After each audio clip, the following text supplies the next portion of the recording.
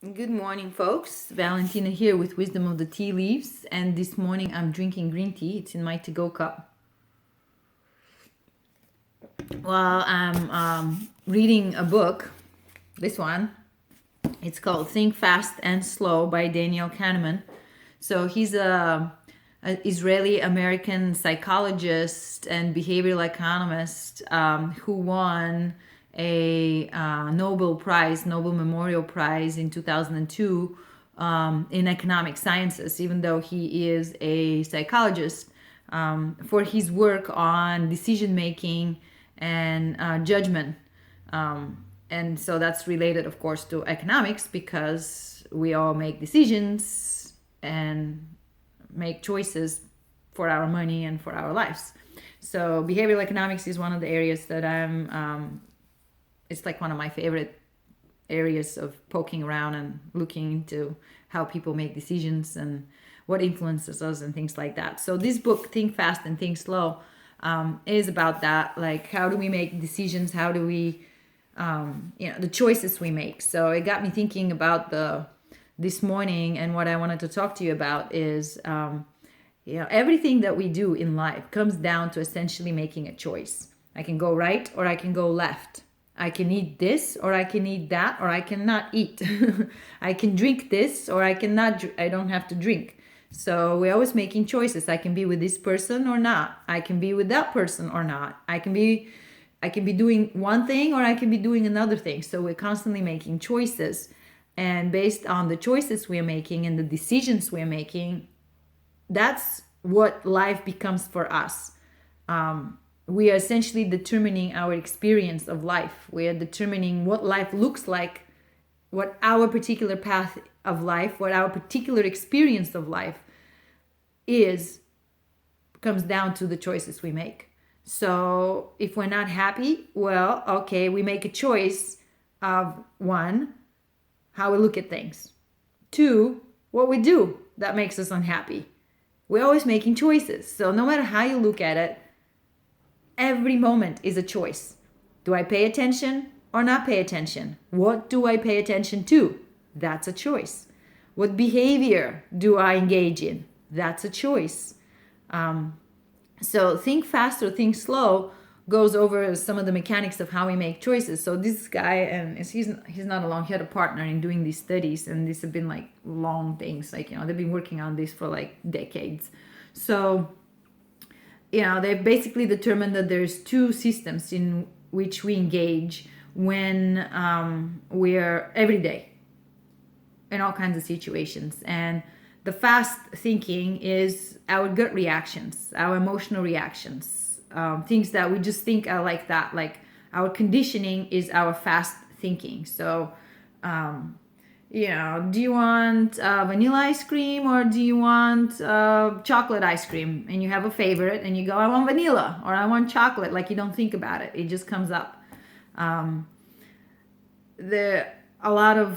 Most of the time we're operating under that system. Is kind of an autopilot. Like, we have built-in answers for everything that comes up and we just default to those answers without questioning them.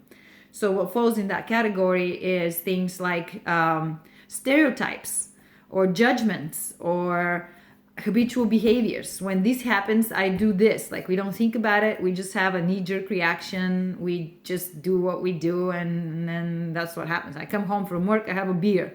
It's like a habit. Like, you don't even think about it, but you are making a decision to have a beer. So fast thinking is very inaccurate, is what they say. It's the slow thinking that gets us better results. In other words, if you sit down and actually consider the consequences of your actions, the outcomes of your decisions, you may choose differently. But for as long as you are just operating from gut reaction and automated responses, you are not really deliberately creating your life experience. So you can see how that's important for economists, because they want you to be programmed. Behavioral economics wants to know how you make automatic decisions so they can program you so you can be a good consumer. But the rest of your life, you have to be deliberate about it. So when you sit down and you start thinking like, okay, what do I want my life to look like?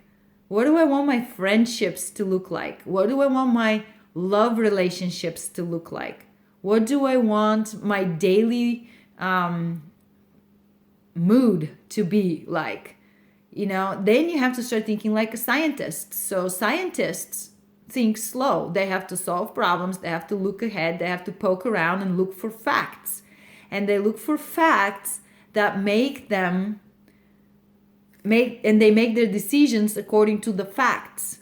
They make their conclusions according to the facts, but they have to go through a discovery process to find the facts. So thinking slow, yes, takes longer, but has a better payoff. And so, how honest are you? So you might think I'm telling this little lie now, this little white lie, or I'm omitting information because I don't want to hurt this person's feelings. What's the long-term implication of that? What happens when they find out that you didn't tell them everything? What do you think they're going to feel? Like, what happens to the level of trust you have with that person? Are you going to like that? Are they going to like that? But at the moment, your gut reaction might be, well, I'll just keep my mouth shut because it's easier. Like, you don't even actually think about it. You just do it. So the moral of the whole thing is it's actually a good thing to engage the slow thinking, to stop ourselves in our tracks and ask ourselves some critical questions. So we need to learn to think critically. Like, why do I have this opinion? Why do I do this same thing over and over again? Or, when you have a choice A, do this one thing, and choice B, do this other thing, which one do I do should be a question of what is more important to me? What do I value more? Like, where do I get the most bang for my buck kind of thing? What gives me the best long-term outcome, not just what feels better at the moment, or I'm just gonna scratch an itch or something and just go on autopilot. Because what happens when we do this, if we don't engage our critical thinking capacities, if we don't stop to consider the big picture and the long-term outcome of something, what happens then is we wake up the next day full of regrets and feel uncomfortable, and then we start panicking about, what am I going to do next? Or you go, shit, I wish I hadn't done that. But by then it's already done. So you have already forced your life in a direction that you don't want it to go.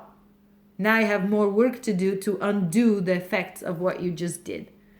So it's kind of an interesting thing. So according to scientists like this guy, we make fast decisions based on guts and emotions and not based on facts and critical thinking and looking at the big picture, and therefore we suffer the consequences and we become prey. We essentially become prey to advertisers. We become prey to people who want to take advantage of us, and they're really good at reading our emotional responses, and basically, con artists and what else is out there. And we become victims of our own, we cause our own suffering by not stopping to think slow, not stopping to ask questions like, okay, what is important to me? What do I actually want to have? What do I actually care about? What do I care about more? Do I care more about this or that? Do I care more about a beer, or do I care more about my health? Maybe I should go for a walk instead of having a beer when I come home. Maybe I should go to the gym instead of sleeping in.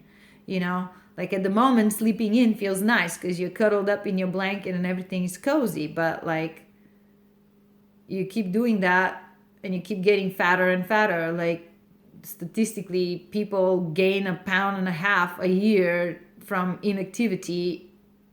So times 20 years, from the age you're 20 to the age you're 40, you've gained 25 pounds. That sucks. Now try losing 25 pounds. It's a lot of work. But if you got up in the morning and went to the gym instead of sleeping in, well, you probably will beat the statistics. And I have been beating the statistics. My weight now at 44 is maybe 3 pounds heavier than when I was my top shape when I was in my top athletic career when I was 18 years old.